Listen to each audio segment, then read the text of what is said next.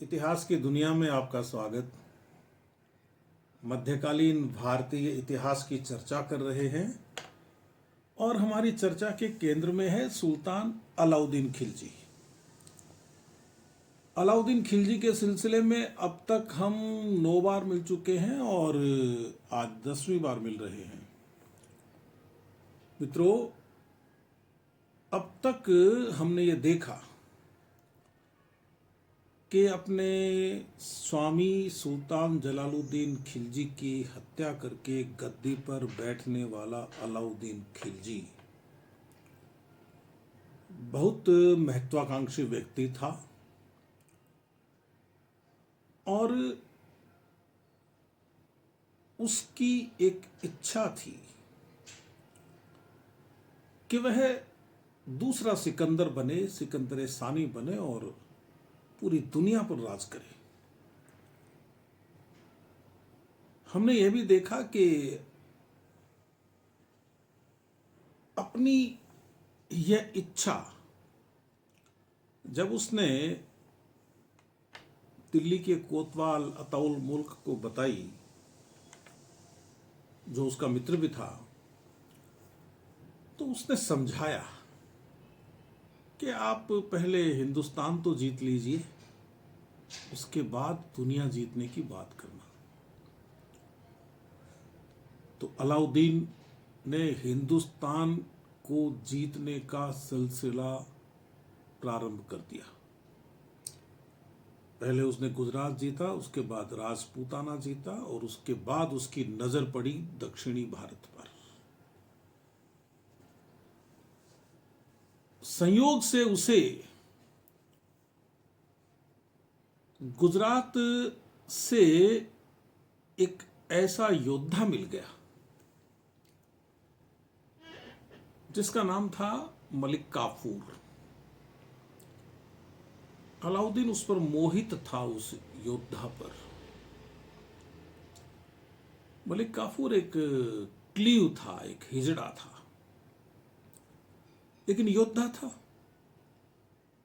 तो विभिन्न कारणों से वह अलाउद्दीन खिलजी के बहुत निकट का व्यक्ति बन गया। उसके गुणों को देखते हुए अलाउद्दीन खिलजी ने उसे दक्षिणी भारत जीतने का काम सौंपा। देवगिरी को उसने जीत लिया, जिसकी चर्चा हम पिछले अंक में कर चुके हैं।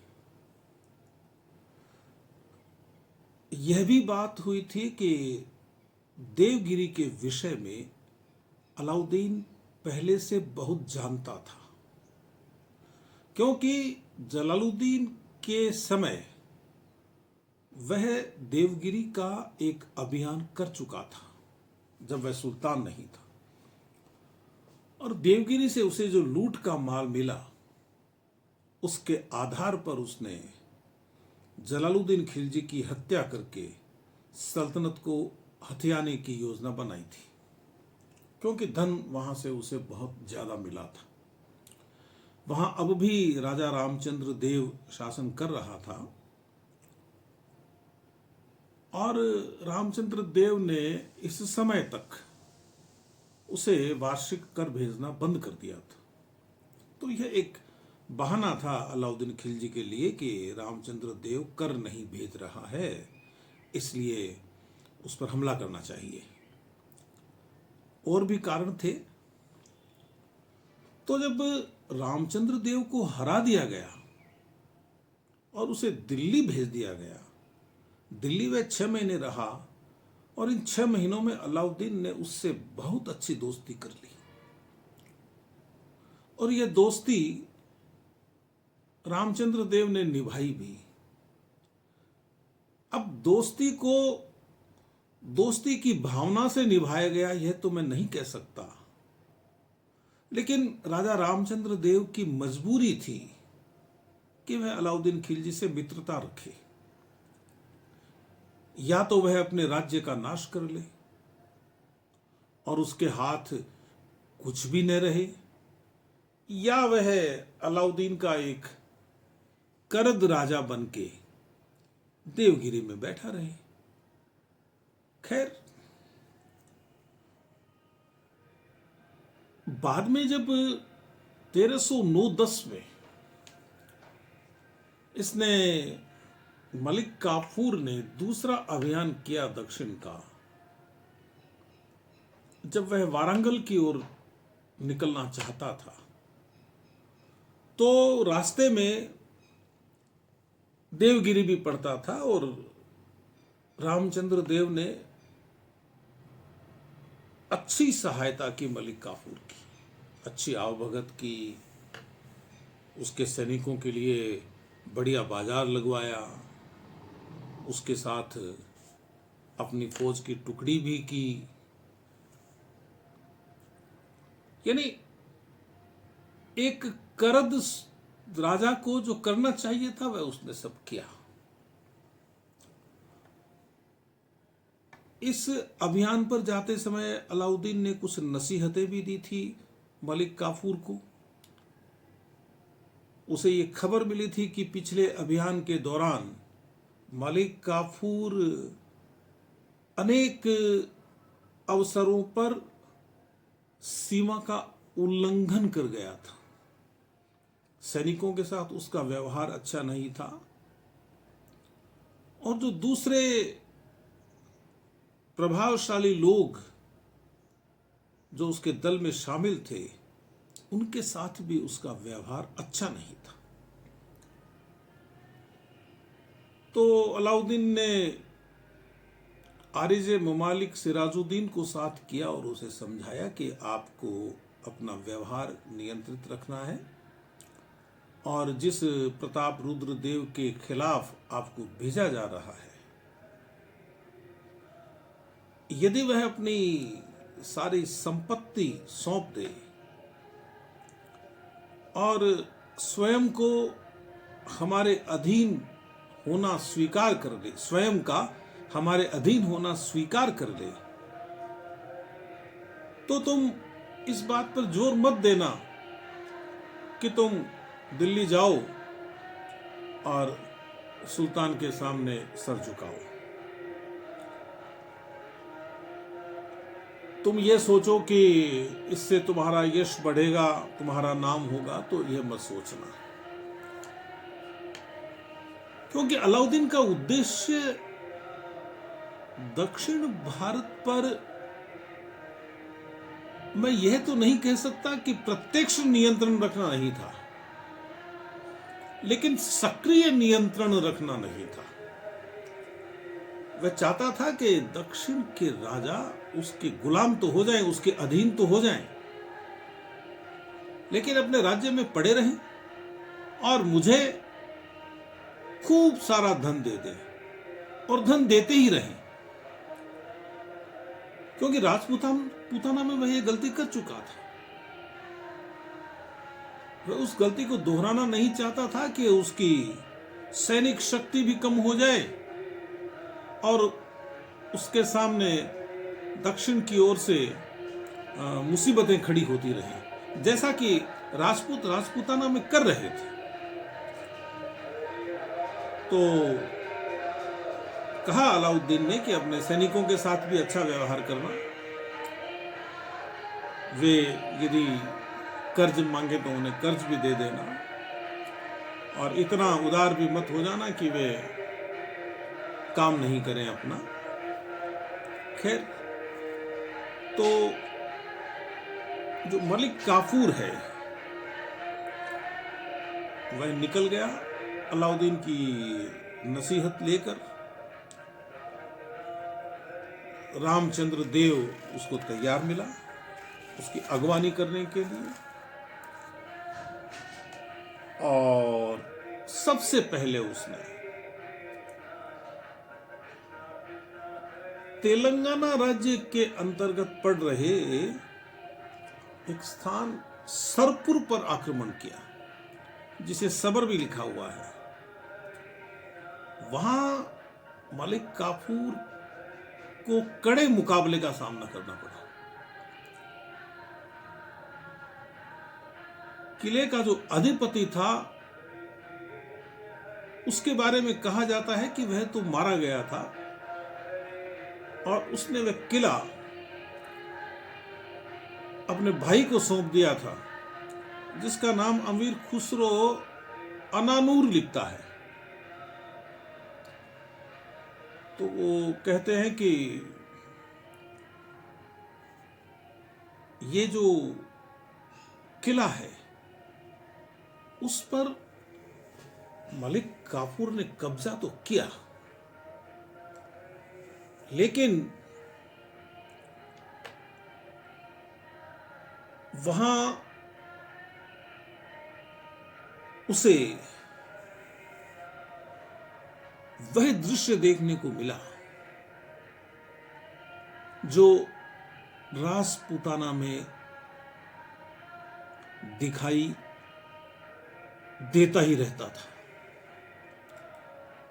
जो देवियां थी महल की, जो नारियां थी, उन्होंने शत्रु के हाथ आने से पहले ही स्वयं को अग्नि देवता के हवाले कर दिया।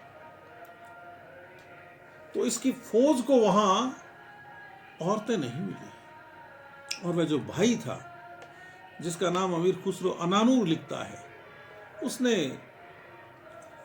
अधीनता स्वीकार कर ली और वहां से वह आगे निकल गया मलिक काफूर, क्योंकि उसे जाना तो वारंगल था। तो इस वारंगल अभियान के अंतर्गत ही हम उसके सरपुर अभियान को, छोटा अभियान हो गया, अभियान को शामिल करेंगे। वारंगल पहुंच गया और वारंगल का जो किला है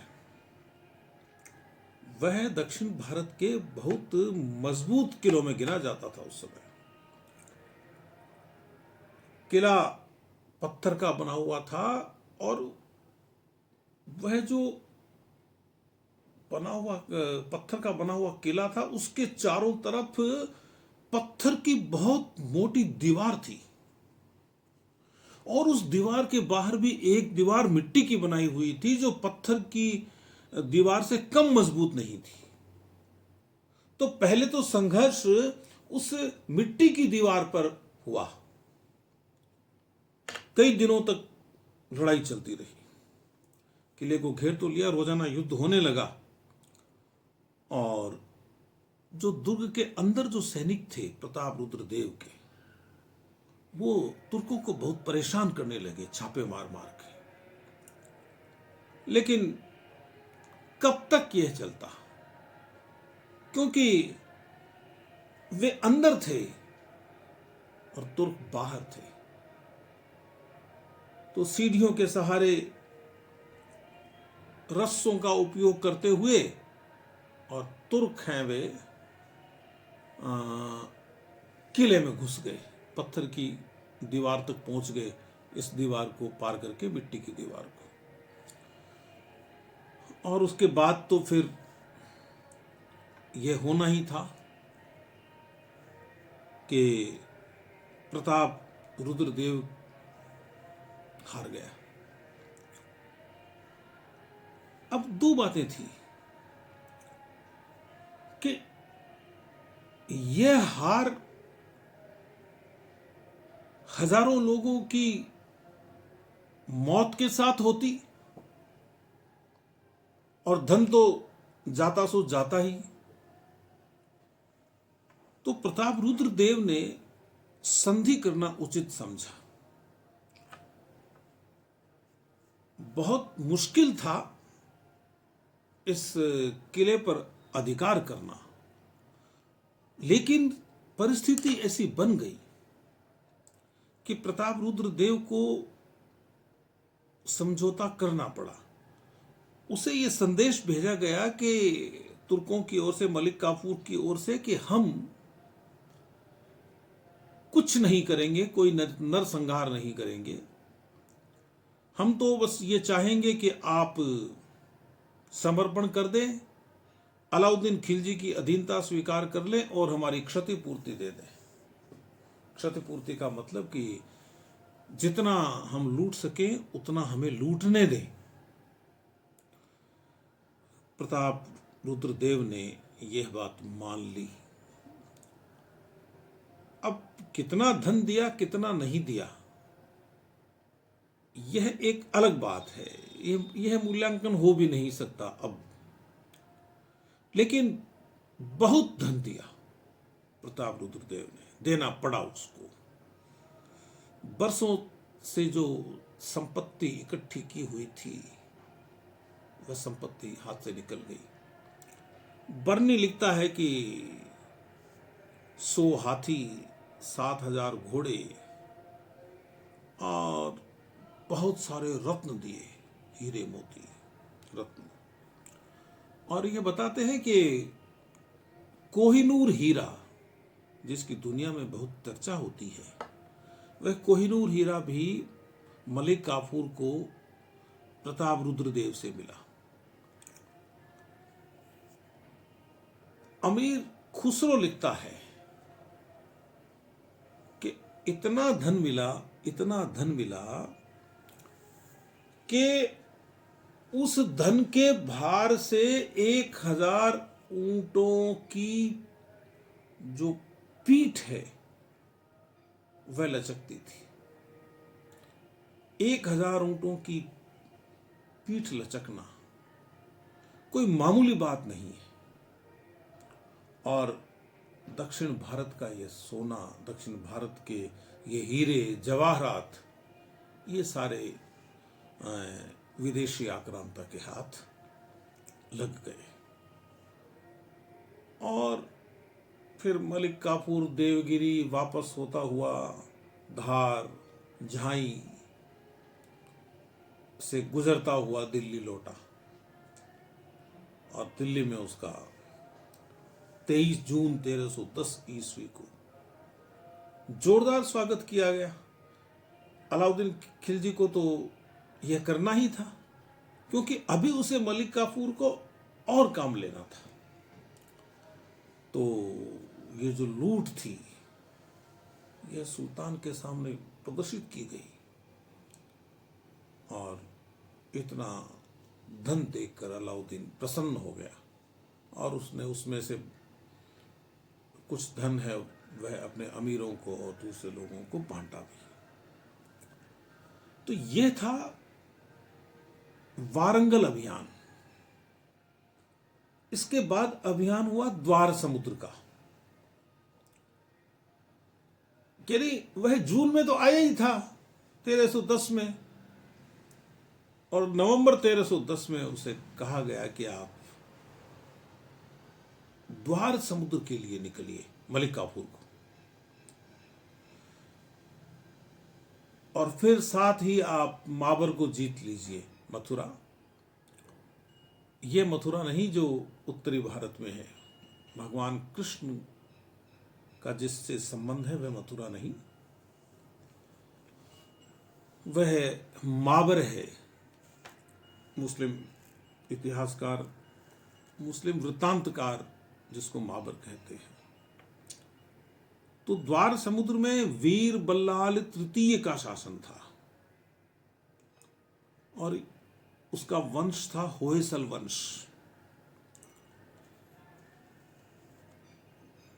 और इस होयसल वंश के राजाओं का उत्तर में यादवों से और दक्षिण में चोलों से संघर्ष चलता ही रहता था। यह भी एक कारण है दक्षिण भारत में मुस्लिम विजय का, राजाओं का आपस में संघर्षरत रहना। तो वही रास्ता फौज देवगिरी से होकर गई, गुजरी, और राय रायन रामचंद्र देव तैयार मिला मलिक काफूर को वहाँ, और उसकी अच्छी आवभगत की गई, अच्छी सुविधाएं दी गई। अपने कर्मचारियों को, अपने सैनिकों को कहा रामचंद्र देव ने कि आप व्यक्तिगत घृणा के चलते तुर्क सैनिकों के साथ बुरा बर्ताव न करें, दंडित किया जाएगा यदि आप ऐसा करेंगे तो। जैसे जैसे ये जो मलिक काफूर होयसलों के राज्य की ओर बढ़ रहा था, वैसे वैसे वहां का जो राजा था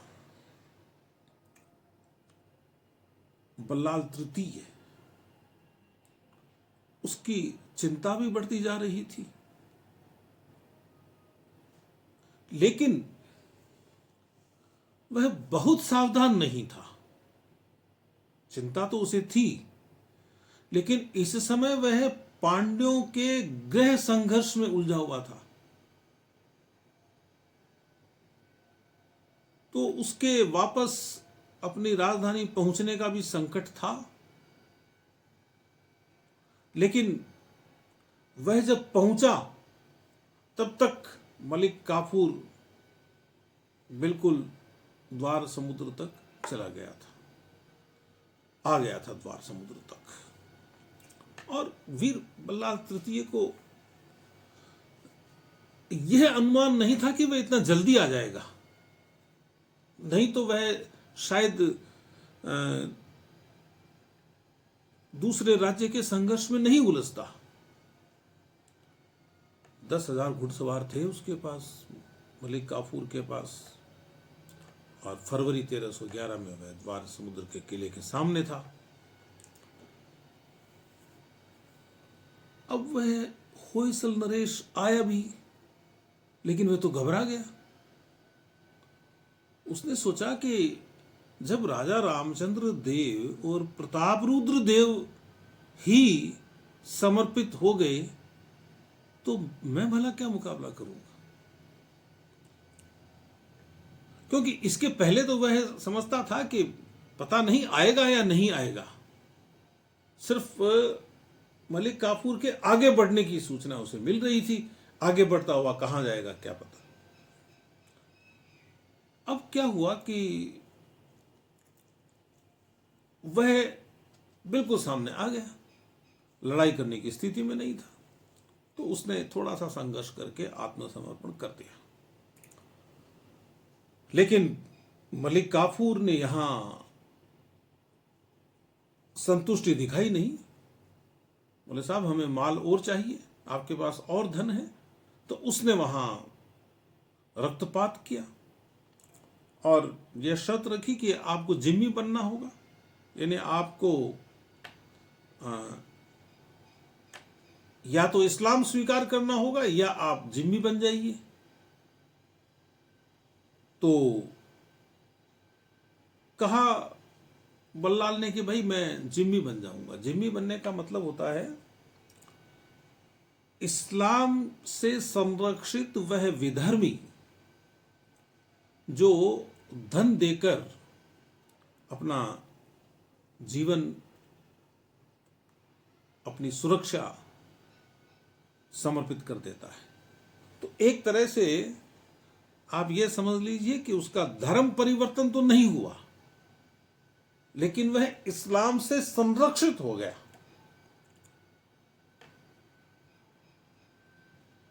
बल्लाल ने बहुत सारा धन दिया, जो था वह सारा लूट लिया मलिक काफूर ने, और उसे कहा गया कि अब हम आगे जाएंगे, माबर का अभियान करेंगे, तो आप हमारी मदद कीजिए, करनी पड़ेगी। तो वीर बल्लाल तृतीय साथ हो गया, मदद भी की। एक और भी बात हमें ध्यान रखनी चाहिए, वह यह है कि अलाउद्दीन खिलजी की गुप्तचर व्यवस्था और डाक व्यवस्था बड़ी मजबूत थी। यानी दिल्ली से कोई फौज यदि अपनी ठीक ठाक गति से रवाना होवे ना, तो भी उसको 10-11 महीने तो लग जाएं द्वार समुद्र पहुंचने तक। लेकिन फिर भी हर दूसरे तीसरे दिन अलाउद्दीन खिलजी के पास समाचार आ जाता था कि अब यह हो रहा है। इसकी टेक्निक क्या थी? इसकी टेक्निक यह थी कि उसने हर थोड़ी दूर पे चौकियां बनाने का नियम लगा रखा था, डाक चौकियां। तो जैसे कोई व्यक्ति द्वार समुद्र से चला, वह थोड़ी दूर चलेगा, मील 2 मील 3 मील, जितनी भी सुविधा होगी, घोड़े पे जाएगा, जिस भी साधन से जाएगा, जल्दी जल्दी जाएगा और अगले पॉइंट पे जाके और समाचार कर देगा कि स्थिति यह है, और वहां से दिल्ली का समाचार ले लेगा। फिर दूसरा व्यक्ति जाएगा, वह तीसरे पॉइंट पे जाएगा। इस तरह से पॉइंट दर पॉइंट, चौकी दर चौकी खबर जाती रहती थी। ये जो वारंगल का अभियान है, इस अभियान के दौरान एक जोरदार बात हुई। यानी जो अलाउद्दीन खिलजी यह कहता था कि मैं राजनीतिक निर्णयों में मुल्ला मौलवियों को भागीदार नहीं बनाऊंगा, ऐसा उसने किया भी, मैं शामिल नहीं करूंगा। यद्यपि उसने धर्मांधता का पूरा प्रयोग किया है, मजहब के नाम पर अंधा होकर जो प्रदर्शन वह कर सकता था, खराब से खराब प्रदर्शन, वह उसने किया। राजपूताना में भी किया और दक्षिण में भी उसकी तरफ से किया जा रहा है। लेकिन वह तो कहता था ना कि मैं मदद ही नहीं लूंगा। अब हुआ ये कि वारंगल अभियान के दौरान ये जो वारंगल के जो वीर सैनिक थे, इन्होंने वो जो अलाउद्दीन की डाक चौकी की व्यवस्था थी ना, उसको काट दिया। तो यहां से समाचार निकलना बंद हो गया। अब आगे बात पहुंच नहीं रही। तो अलाउद्दीन को चिंता हुई कि वहां हो क्या रहा है, जब समाचार नहीं मिल रहा है तो क्या करे। तो उसने काजी मुगीसुद्दीन को बुलाया, जो व्यक्ति कहता था कि मैं राजनीति में मजहब का इस्तेमाल नहीं करता, और लगातार वह मुल्ला मौलवियों की उपेक्षा कर रहा था। बुलाकर कहा कि भाई क्या करें, कोई खबर नहीं आ रही है, हमारी फौज के क्या हाल हैं, हम वारंगल कब जीतेंगे, नहीं जीतेंगे ये तो वो सोचता ही नहीं था। क्या कोई और फौज भेजनी पड़ सकती है? तो काजी मुगीसुद्दीन ने कहा, साहब मुझे क्या मालूम, मैं क्या कैसे बता सकता हूं। बोली कैसे पता चले? तुम काजी ने कहा, भाई मैं तो मजहबी आदमी हूं, तो मैं तो खुदा में विश्वास करता हूं, मेरा तो अल्लाह में विश्वास है, और कोई अल्लाह का बंदा ही बता सकता है। तो कहा कि निजामुद्दीन औलिया बता सकते हैं, उनके पास यदि जाएं तो कोई रास्ता निकल सकता है, वो शायद बता दें, अपनी दिव्य दृष्टि से बता दें। तो काजी मुगीसुद्दीन को कहा अलाउद्दीन ने कि आप जाइए, पूछ के आइए। गया तो शेख निजामुद्दीन औलिया ने कहा कि कोई चिंता की बात नहीं है, निश्चित रूप से वहां सुल्तान की विजय होगी। तो अलाउद्दीन थोड़ा सा निश्चिंत हुआ। तो मैं कह रहा था नहीं कि वह बहुत बड़ा कूटनीतिज्ञ था भाई अलाउद्दीन खिलजी, यानी गिरगिट की तरह रंग बदलने में माहिर था वह, और यहां उसने रंग बदल लिया। जबकि वह भी जानता था कि निजामुद्दीन औलिया के पास क्या व्यवस्था है, वह कैसे बता सकता है। और यह तो सफलता मिल गई, नहीं मिलती तो निजामुद्दीन औलिया झूठा सिद्ध हो जाता। खैर, फिर अपन बात कर रहे थे माबर अभियान की, तो फिर वह माबर के लिए निकला, पांड्य राज्य की ओर निकला, जहां दो भाई वीर पांड्य का शासन था। वीर पांड्य और सुंदर पांड्य आपस में लड़ रहे थे। इसी दौरान बीच में एक सरदार था आबाजी मुगल, शाही सेना में, उसने बगावत कर दी, मलिक काफूर को मारने की योजना बना ली थी उसने। तो षड्यंत्र का पता चल गया, तो आबाजी मुगल को पकड़ के सांकलों से बांध के और पटक दिया गया एक जगह पर मलिक काफूर ने उसको, और बाद में जब उसे दिल्ली भेजा गया तो वहां उस सर काट दिया गया उसका। तो ये भी एक घटना घटी। यानी मैं ये कह रहा हूँ कि चीजें वही हो रही हैं सारी जो कि उत्तर भारत में होती थी, वही दक्षिण भारत में हो रही थी। तो ये तो जो क्षेत्र है पांड्य राज्य का, जो महाबर है, मालाबार कहते हैं जिसको आजकल, वह तो बिल्कुल निकट है समुद्र के। तो वहाँ हाथी बहुत थे, तो जाते समय जहाँ जो भी हाथी दिखे वे पकड़ते चले। खूब सारे हाथी इकट्ठे कर लिए। और ये जो दो भाइयों के बीच का संघर्ष है ना, वीर पांडे और सुंदर पांडे का, ये संघर्ष भी पांड्य राज्य के बर्बाद होने का एक कारण था। मैं ये नहीं कहता कि यहाँ मलिक काफूर जीतता नहीं, लेकिन उसे जीतने में सुविधा हो गई। तो वीर पांडे राजधानी से भाग निकला और अमीर खुसरो कहता है 512 हाथी, 5000 घोड़े, 105 मन माणिक के हाथ लगे वहां। वीर पांडे भाग गया। अच्छा, मलिक काफूर किसकी तरफ से गया? सुंदर पांडे की तरफ से, जो वीर पांडे का भाई था। दक्षिण में एक चीज और भी हमें देखनी होगी। दक्षिण में क्या, ये हमें पूरे भारत में ही देखनी होगी कि कोई एक भाई राजा बन जाता है तो दूसरा भाई है वह केंद्रीय सत्ता के अधीन जाके खड़ा हो जाता है। भाई समझ लीजिए, भतीजा समझ लीजिए, दामाद समझ लीजिए, या कोई और व्यक्ति जो उत्तराधिकार का दावा करता था और उसे यदि उत्तराधिकार नहीं मिलता था तो वह केंद्रीय सत्ता के अधीन जाकर खड़ा हो जाता था। तो यहाँ भी यही हुआ। सुंदर पांडे मिल गया मलिक काफूर से। वह जो वीर पांडे है वह बहुत दिनों तक हाथ नहीं आया मलिक काफूर के। तो परेशान होकर मलिक काफूर वापस मुड़ गया और ये जो सारा जो धन है उसको उसने व्यवस्थित किया, वर्गीकृत किया, लिस्टें बनवाई और फिर लेकर अलाउद्दीन से मिलने के लिए निकल गया। और भागा भागा 6 महीने में ही वह दिल्ली पहुंच गया। दिल्ली में वो एक महल है, 1000 सितून का महल, उसमें एक भव्य कार्यक्रम हुआ और उस कार्यक्रम में मलिक काफूर का सम्मान किया गया। और कहते हैं कि बर्नी लिखता है कि अलाउद्दीन ने अपने आदमियों को, किसी को 4 मन, किसी को 2 मन, किसी को 1 मन, किसी को आधा मन सोना बांटा। अब आप अनुमान लगा सकते हैं कि जो व्यक्ति इस तरह से सोना बांट रहा है उसे कितना मिला होगा। फिर इसी बीच क्या हुआ, वो दिल्ली आ गया। फिर देवगिरी में रामचंद्र देव मर गया था, तो उसका बेटा सिंगम देव, वह थोड़ा कठोर था पिता के मुकाबले। तो सिंगम देव ने क्या किया कि कर भेजना बंद कर दिया।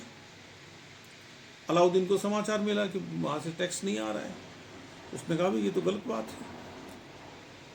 और सिंगम देव की एक नाराजगी और थी, वह देवल देवी से शादी करना चाहता था, कर्ण बघेल की बेटी से। और देवल देवी को इसके अलाउद्दीन के आदमी उठा लाए थे गुजरात से देवगिरी आते समय, और खिजर खां से शादी करवा दी थी। तो वो भी एक, क्या कहते हैं, उसके मन में एक टीस थी, एक फांस थी, एक खुणस थी उसके मन में। यह समझ लीजिए आप कि ये हम अलाउद्दीन को पैसा नहीं देंगे, धन नहीं भेजेंगे। वह नहीं चाहता था कि कोई इस तरह से अधीनता स्वीकार की जाए। तो मलिक काफूर फिर एक फौज लेकर गया देवगिरी। इस बार उसे वो रायान रामचंद्र देव नहीं मिला, उसे शंकर देव मिला। 1312-13 की बात है। और शंकर देव हार गया और लड़ाई में मारा गया। फुतुह सलातीन में ईसा में लिखता है कि साहब इसने, शंकर देव ने तो बिना युद्ध किए ही समर्पण कर दिया था, देवगिरी खाली कर दिया था। तो यह कितना सच है कितना सच नहीं है तो नहीं कहा जा सकता, लेकिन यह है कि दिल्ली लौटने के बाद मलिक काफूर ने रामदेव के दामाद हरपाल देव को देवगिरी का शासक बनवा दिया था, ऐसा उल्लेख मिलता है। तो ये था अलाउद्दीन खिलजी का दक्षिण अभियान। और यह अभियान हम यह नहीं कह सकते कि उसका विफल रहा। उसे धन भी मिला, उसकी प्रतिष्ठा भी बढ़ी, उसके राज्य का विस्तार भी हुआ। यह अलग बात है कि दक्षिण पर उसका नियंत्रण मजबूत नहीं था। वह तो यह मानकर ही चल रहा था पहले से ही, लेकिन वह सुल्तान तो दक्षिण भारत का भी कहलाता था, इसमें कोई संदेह नहीं। और यदि वह उन राज्यों को दिल्ली सल्तनत में विलीन कर लेता तो उसे दक्षिण में अपनी बहुत ऊर्जा लगानी पड़ती, बहुत धन खर्च करना पड़ता। इसलिए उसने उचित यही समझा कि बस अपने राज्य का विस्तार हो जाए। अब फर्क क्या पड़ा दक्षिण विजय का भारत के इतिहास में? फर्क ये पड़ा कि मुसलमानों का सीधा संपर्क हो गया दक्षिण से,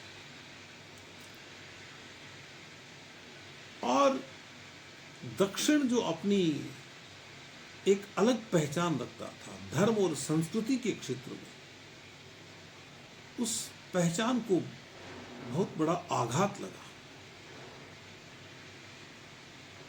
दक्षिण के राजाओं को गर्व हुआ करता था अपने धर्म पर, अपनी परंपराओं पर, अपने रिवाजों पर। अधीनता स्वीकार कर लेने के कारण, और वह भी एक विधर्मी की, एक विदेशी की, उनका मनोबल गिर गया राजाओं का। जब राजा का मनोबल गिरता है तो जनता का मनोबल भी गिरता है, ये ध्यान रखने की बात है। दूसरी बात यह कि अब दक्षिण का रास्ता खुल गया आने वाले सुल्तानों के लिए और बादशाहों के लिए।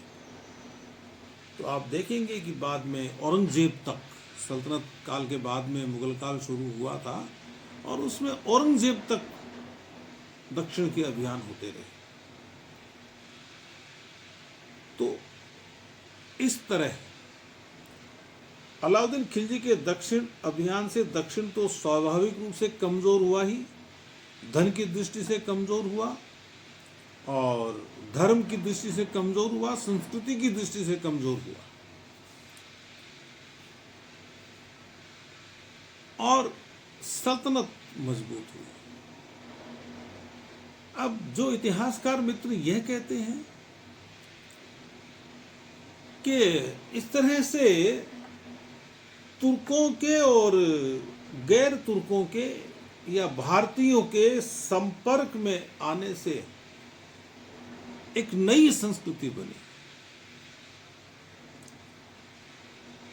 यह बात उचित नहीं है। कोई प्रेम से आमंत्रित किए हुए लोग नहीं थे तुर्क कि उनके साथ एक सम्मिलन हो जाए। यदि कोई इतिहासकार यह कहे कि मोहम्मद बिन कासिम के 712 में हुए आक्रमण से पहले की बात कर रहा हूं, व्यापारियों के रूप में अरब आए भारतीय किनारों पर, और यहाँ उनका संपर्क हुआ यहाँ के लोगों से, यहाँ के राजाओं से, यहाँ के व्यापारियों से, और यहाँ उनका पूरा सम्मान किया गया। उन्होंने कहा मस्जिद बनानी है, उनको जगह दी गई, पूजा स्थल दिए गए उनको कि आप रहिए, आराम से व्यापार कीजिए। ऐसे लोगों के यहाँ रहने से तो हम कह सकते हैं कि संस्कृतियों का समन्वय हुआ, सम्मिलन हुआ। लेकिन ये जो आक्रमण करके, विरोधी को पददलित करके, उसे अपमानित करके और उन पर जुल्म ढाने वाले लोगों के लिए यह कहना कि वे गए, तो संस्कृति का एक नया रूप सामने आया, उचित नहीं है। तो यह था अलाउद्दीन खिलजी का दक्षिण अभियान। फिर मिलेंगे, तब तक के लिए नमस्ते।